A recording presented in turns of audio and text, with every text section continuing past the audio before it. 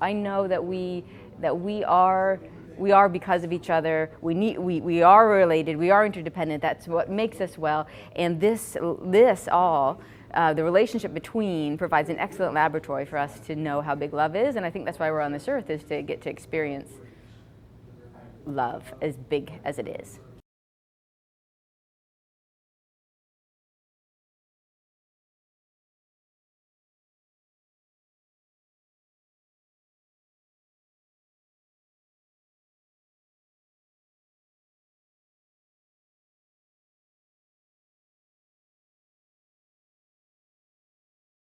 I mean, do you want me to just tell you what I know? Okay.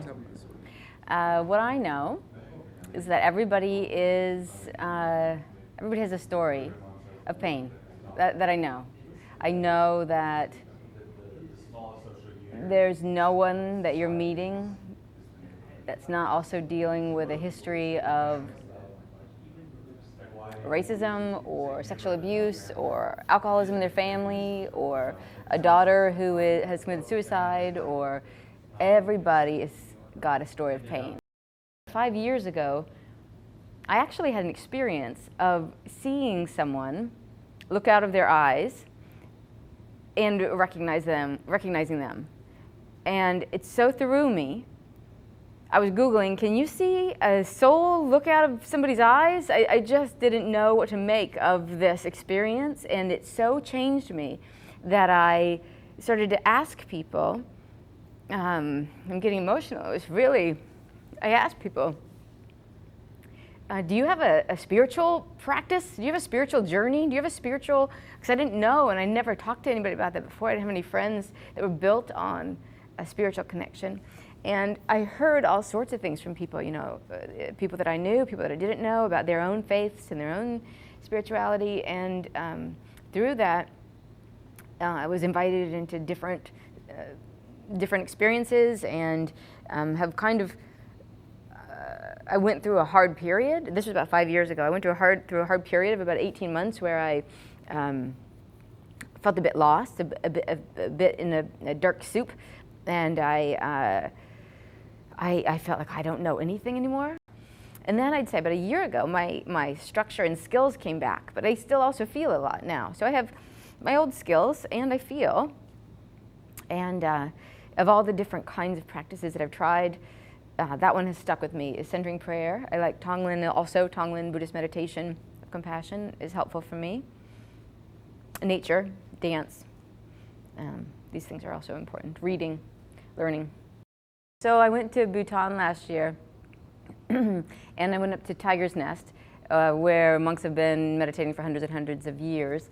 And I was always a person who believed, a monk meditating in a cave somewhere was good for his journey, but really nothing to do with me or the rest of us. It was just really his own sort of spiritual thing. And anyway, I was there, and I was in a little cave with a lama who was chanting, and I was sitting there, and I suddenly felt this very strong compulsion to put my forehead on the floor. I'd never experienced anything like that before, but I did. I was sitting there, and I just bent over. I put my forehead on the floor, and then I thought, what is that? And it was tears, but I wouldn't feel myself crying. It's just water pouring out of my eyes, and I felt like an image come, and it was of these monks. Who was sitting there.